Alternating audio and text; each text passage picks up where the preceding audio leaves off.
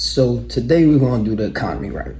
So I've been meaning to do this joint a little bit ago because I started dibbling and dabbling with options trading about a couple months ago.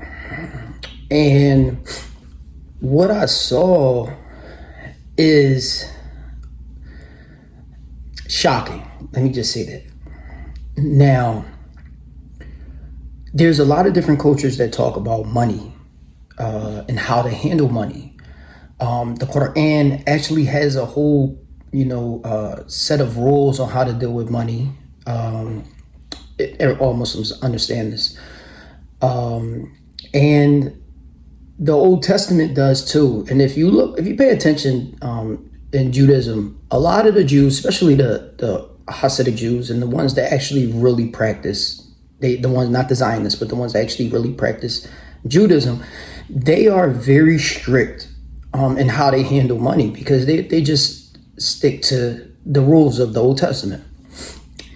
And there's different laws. They have two separate laws of what they do, and one of them is basically set on realistic laws like money.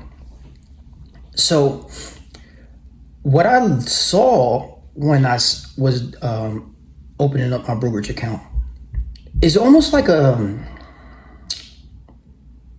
give you an analogy. You ever walk into a job and while you're being interviewed, you're like, this job is a sham. Like, this job is a scam. Like, you look at the application is like a corny paper type of application. Like, you don't even put your social security number on that joint, like a real number on there. Like, it's just a scam. You're like, this is a scam. So I'm not putting no real information on here. I'm gonna see what they have to offer, and then if not, I'm just gonna leave. This is exactly how I felt when I set up my brokerage account. When you look at the market today, to me, it's set up as a scam. Now, don't get it messed up, yo. Markets are purposely put there for a reason. You're going to make more than enough money in your life, and you're going to have to put it up for retirement. This is just a normal thing. Everybody does this. Even the people that don't dibble and dabble in the market, they have a 401k and things like that, IRA, whatever. But the problem with this is most people don't understand it, and they leave it up for other people to use their money. Now, this is a good thing, because if you don't have enough time to understand how money works, don't do it, because you will lose your money, guaranteed. But the thing is that we have an economy of service. Now, I don't know if people understand what that means, but we do. It's an economy filled with a very high industry of high tech, and then there's nothing in between. After that is just service. And what I mean by that is the CEOs of these high tech companies, right? And this may not be high tech, it could be Coca-Cola or something like that. But when I say high tech, I mean very advanced tech. This is what makes America great. We have the smartest people in the world doing the smartest things. And we've been for a long time, at least for right now. What happens is they make so much money that they need stuff, elegant stuff like a barber and a nice car and stuff like that. But when you have such a big gap between the haves and the have-nots, you create this big market space of terrible jobs. And this is what we see in America. We see a big space of sham jobs. I can guarantee you, if you go online right now, there's somebody working at a job that's a sham. They just get paid to be there. And it's probably so much bureaucracy in the job. They're like just being paid for nothing. And oh man, to think that our economy can survive like that is insane. It's really insane. And now I'm starting to understand why we go to war. Now I'm starting to really understand what war economy really is.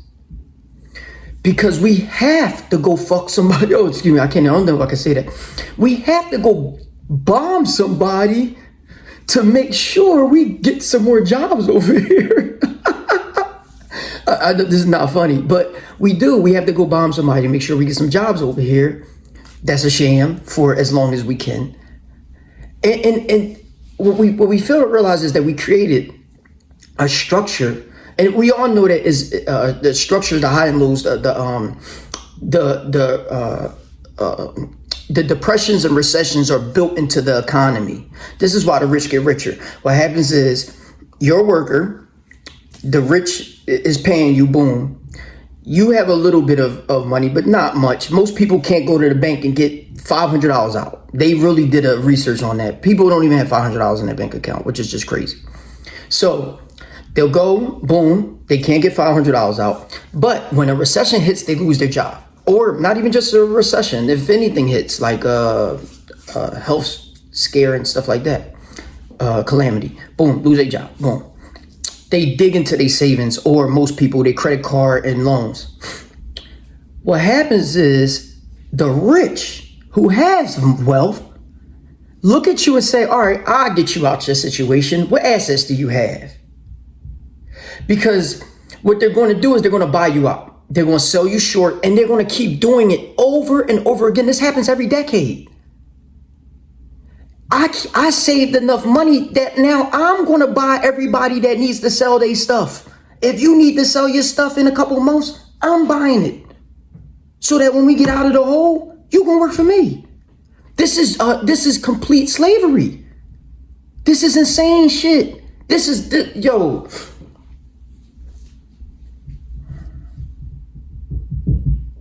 I understand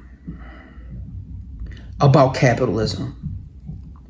I understand this. I'm not mad at this. You know what I'm saying? Because there is people on this earth that's cool with just not having stuff. That's just cool working a regular 9 to 5, going every day, going back home, having a family, cool. And I'm that. I do that. I do that now. But I'm not okay with doing stuff like that. I'm not okay with knowing that I'm about to just steal from somebody just because they in a disadvantage. I don't think that that's okay. I mean, this is exactly what we are, a predatory nation. And to me, honestly, this is how Rome was destroyed. First of all, I really truly believe Rome was destroyed because they killed Jesus. Straight like that. There's no rap. I don't care what anybody think. This is not a religion type of topic and stuff like that. But the evil you create when you do that is just ridiculous. You just kill an innocent man just for him being the king of the Jews. So this is insane type of behavior.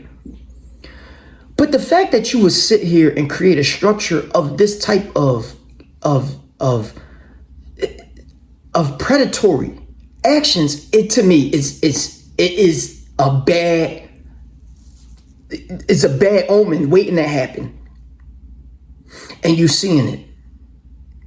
And let me explain something to y'all. I don't think y'all understand this. The Fed dumped about $4 to $5 trillion into the stock market years ago. They were printing money and just throwing it in there. People was getting rich out of nowhere. Bitcoin, all types of companies, but just had a bunch of just fake money.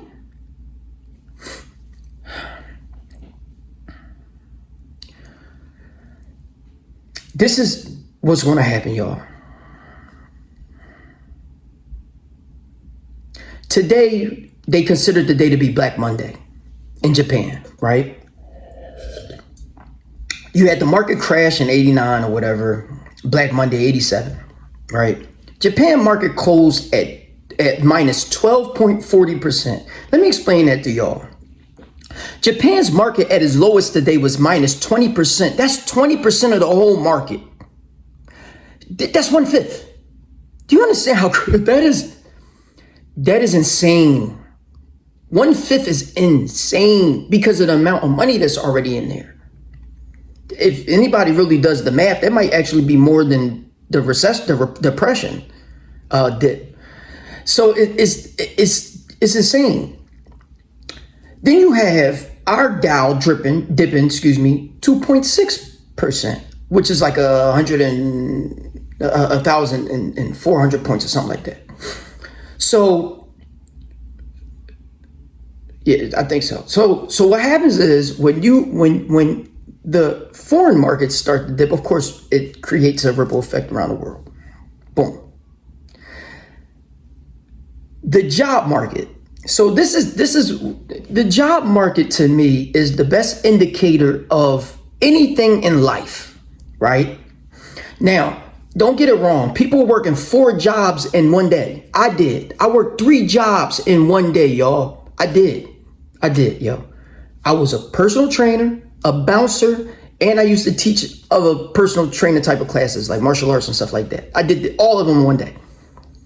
So I know what it's like to work your behind off. And I was full-time getting an engineering degree at the time. So this is madness, right? And anybody knows in America, most people work like that. Everybody was like, people be like, oh, people are lazy over here.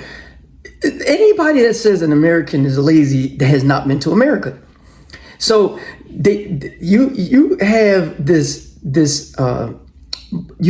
belief that the stock market is an indicator of our economy. You know what is an indicator of our economy? People.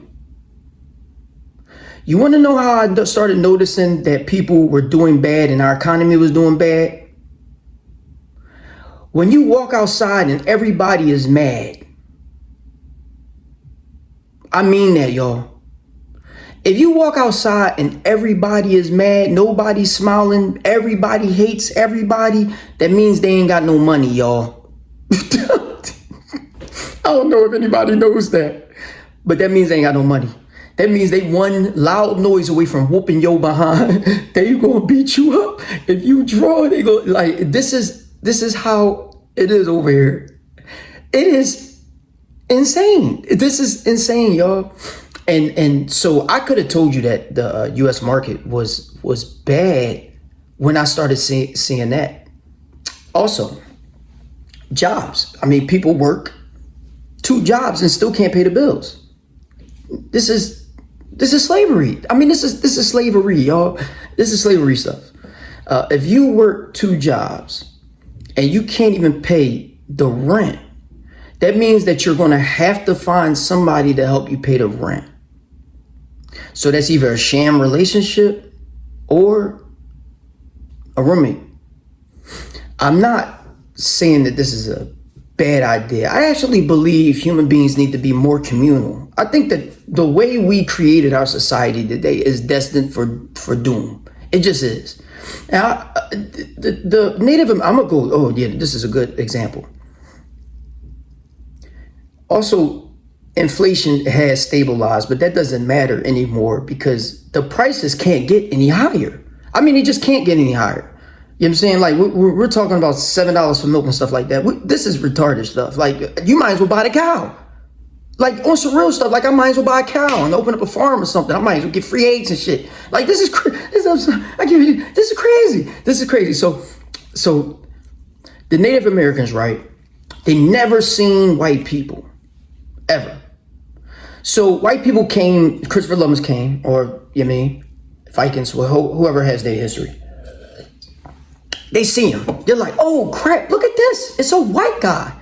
We're red. This is amazing. So they're like, yo, come to my house. You know what I mean, come eat. You know what I mean? Like most communal people, they're very open, very loving people. Thank God for that. So they're like, come eat, come on. Like, come on, eat with us. I want the white guy at our house. You know what I mean? So white people, of course, these white people, excuse me, this is not all white people. They're like, damn, they don't even know that we're coming over here to pillage. But they go over there, they eat and all that. They get their weaknesses and their strengths or whatever. And the next couple weeks, they doing their own thing. The Native Americans come down and they're like, hold on, wait, where's the village white people at? And they go walk to where they were at and they see a big ass wall there. And they're like, wait, what is this? Is this a wall? And yes, it's a wall. It's a big wall. If you look at America, what we doing? Building a wall.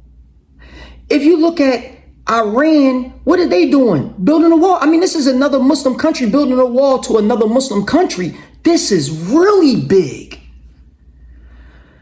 They're building a wall. Everybody is building walls. Why? If nobody can understand this, people building walls, people building rockets to get off this planet. I mean, this level of behavior is insanity. It's insanity. It's insanity, yo. This is insane stuff. This is insane stuff. This is an indicator that things is not right. So, what do you do when things are not right? Like I said, you start the war. What does America do? Well, America can't start a war right now. We can't even get Russia to send a bomb over here. Russia, like, we ain't falling for that. You can send as many weapons as you want to Ukraine. We just want to dig a trench and just act like we beefing over here. We warring over here. We're going to get a couple people killed and all that, whatever. But we're not going to send a missile to y'all yet. Because y'all haven't crossed the red line yet. Y'all just drunk. So what America do? They like, all right, well, you know what? We can't convince the American public to go to war right now with just nobody. We need to set up some type of diversion or something like that. So let me get Israel to go over there and do it. Israel right now are so bloodthirsty, they will bomb anybody for anything. So they're like, okay, yes, I'm going to send a bomb. Nobody even makes the understanding of why would they kill the one leader that is helping them for a ceasefire? This is just stupid shit. This is no. Has anybody ever thought about like stuff like that? They're like, well, that man killed 50 people and stuff. Why you ain't killing last week then? You bomb him now, huh? No, you bombed him now because you're picking a fight. You're picking a fight, y'all. They picking a fight. And the sad part is, I know what's going on. I've seen it a while. They've been trying to bomb Iran for years now. Nobody's going for that. Nobody really just wants to say like, all right, let's go start another war somewhere in a Muslim country, stuff like that. Of course, you know, we have to pick on the Muslims and stuff. But the thing about when you have this war economy is that other people start to catch on. And what did Russia start doing? Russia's now pumping out more artillery shells now in their economy. Why is Russia Russia been under sanctions for so long? Why is Russia economy ain't sink yet? If Russia economy is doing so bad, these people, why they ain't sink yet? Well, we know why. So the reason why I made this, for people to pay attention to economy or just even current events, like this is not fake news stuff. This is happening. This is going to happen, right? When you think about how World War II started, not one, two. World War II started off of humiliation and off of economy. So when you think about, and the reason why I don't say World War I is because World War I, nobody even expected World War I to happen. World War I was like the war of all wars. The reason why we were supposed to not have World War I happen is because World War II happened is because we went to World War I. And I'm not going to tell a person to not kill a person that is after them. If a person is about to kill you, you defend yourself. There's no rap about that. But killing people for sport or for fun and stuff like that is, to me, where you have to kind of look at yourself.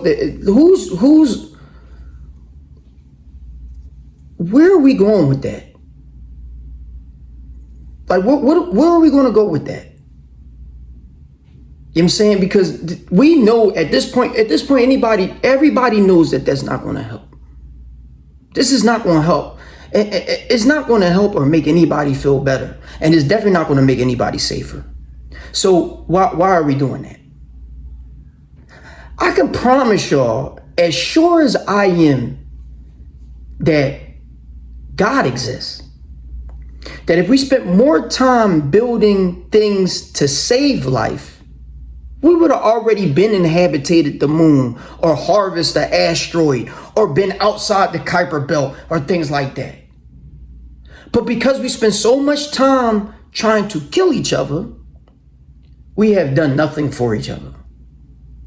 Like we can't even get along with each other for real. This is insanity stuff. Like this is insane, y'all. Like I can't even tell you the level of insanity with this. I kind of don't even want to make a joint like that, because it just shows me that people have not learned anything in their life and they're still teenagers. You got grown ass, excuse me, I can't.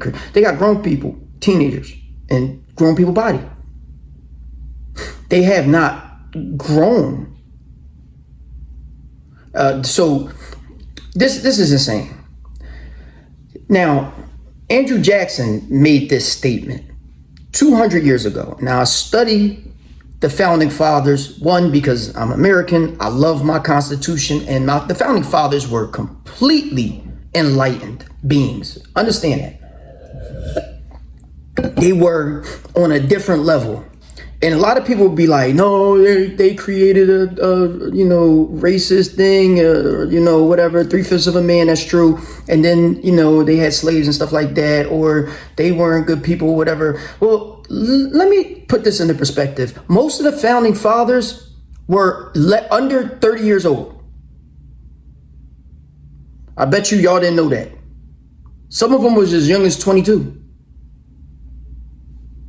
So Andrew Jackson said this about the banking system.